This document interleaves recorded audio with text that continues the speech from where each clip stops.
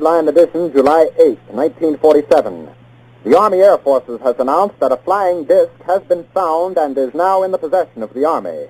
Army officers say the missile, found sometime last week, has been inspected at Roswell, New Mexico, and sent to Wright Field, Ohio, for further inspection.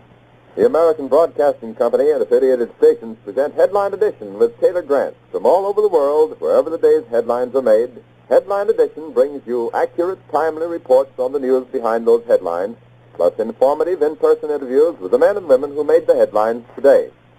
Today's edition presents a roundup of the latest developments in the finding of a flying disc. Stay in step with history in the making. Stay tuned to Headline Edition. And now, here's Taylor Grant. Late this afternoon, a bulletin from New Mexico suggested that the widely publicized mystery of the flying saucers may soon be solved. Army Air Force officers reported that one of the strange discs had been found and inspected sometime last week. Our correspondents in Los Angeles and Chicago have been in contact with Army officials endeavoring to obtain all possible late information.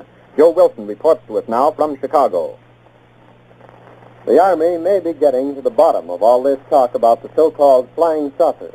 As a matter of fact, the 509th Atomic Bomb Group headquarters at Roswell, New Mexico, reports that it has received one of the discs which landed on a ranch outside Roswell. The disc landed at a ranch at Corona, New Mexico, and the rancher turned it over to the Air Force.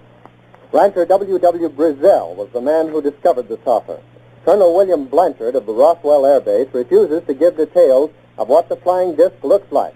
In Fort Worth, Texas, where the object was first sent, Brigadier General Roger Ramey says that it is being shipped by air to the AAF Research Center at Wright Field, Ohio.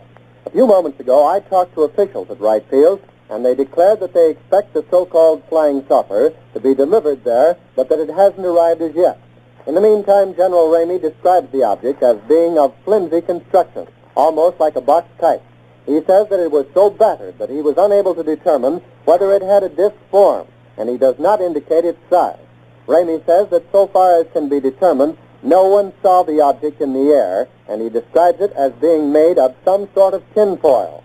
Other Army officials say that further information indicates that the object had a diameter of about 20 to 25 feet, and that nothing in the apparent construction indicated any capacity for speed, and that there was no evidence of a power plant.